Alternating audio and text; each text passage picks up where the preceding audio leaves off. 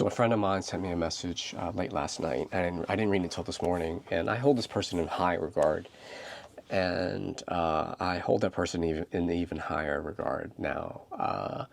And thanks for all the well wishes, and people wish my family all the best with the current situation. But that said, the reason with this, my friend's message reminded me of something I hadn't thought about in a long time, is why I spend so much time with my mom. I don't spend that much time with my mom. It seems like that on social media, but I try to spend, I have this running standing lunch date with my mom every 2 weeks or so, at least once a month at least. But we love to go eat, and food, if you're Chinese or Asian, food is like, and for most cultures, food is the center of your world. And people that follow me on social media know that my mom loves herself some food. And food's amazing because it's this great opportunity to bond around something. You don't even have to talk. You just need to just eat.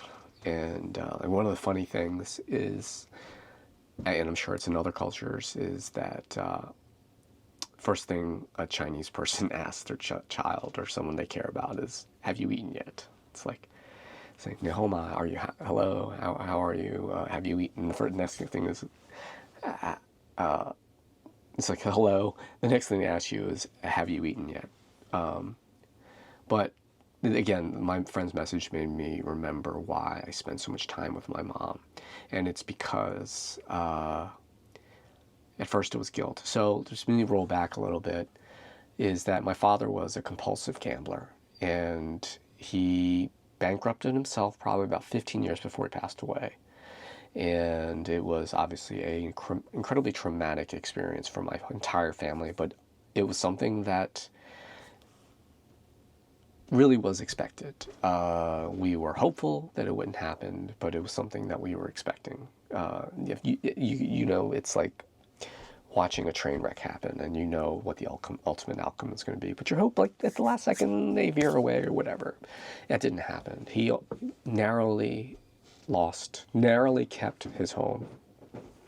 But my greatest fear was not my father's welfare, but my mom's welfare, because she should not have to have suffered for my father's mistakes. And that's just this division. Obviously we would have taken them in, but just my father completely losing everything, and literally the roof over their house, over their home, over their head, and my mom having to restart again. So when my father was still alive, he was a very difficult person to be around. Growing up, it got better obviously as I got older, but I knew I wanted to minimize the contact he had with my son, just because this, if you want to describe it as toxicity, whatever. I just knew it would be in Nate's best interest to have limited exposure to my father. Whatever good stuff he could get from my father, he can get from me. That was the way I looked at it. And my wife felt the same way. Betsy felt the same way. And so the collateral damage from that minimizing exposure to my father was that I couldn't spend time with my mom. And I rationalized that it was for the best, that in everyone's welfare, that we limit our exposure to my father. And like I said, I felt guilty that I didn't get to spend time with my mom, as much time with my mom. But when he passed, and the funny thing is, not funny, tragically ironic thing is, everyone that knew my father and my mother figured that my father would outlive my mom. And it was one of these things where my mom wouldn't have to deal with him anymore. Okay, this is the morbid thing. My mom wouldn't have to deal with him anymore because she wouldn't be with us. But we would still have to deal with my father. and again, this is the narrative we all had burned in our head that my dad was going to outlive my mom. He even, in the most tragically ironic thing is he believed he was going to outlive my mom and that he was going to have to take care of my mom. So that said, when he passed, we all of us kids had to step up and help my mom get her acclimated to her new life situation.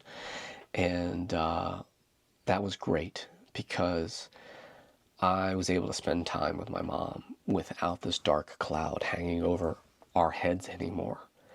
And this is something I hadn't thought about until, again, this morning, reading my friend's message. And not having that dark cloud over us was just this massive relief. And so as my duty to my mom and just something I wanted to do, I wanted to spend as much time with my mom as possible to make up for that gap. And I did. I'd like to think I did. And so when she wanted to move out of that house on her own, we, as us kids, we got her situated in the house, got it all renovated, just got it just perfect to a perfect place to live. And she decided it was time. Well, she decided on her own it was time for her to move. And in 2017, 2 years after my dad passed, we found her this amazing. Props to my sister Florence for finding her this amazing facility.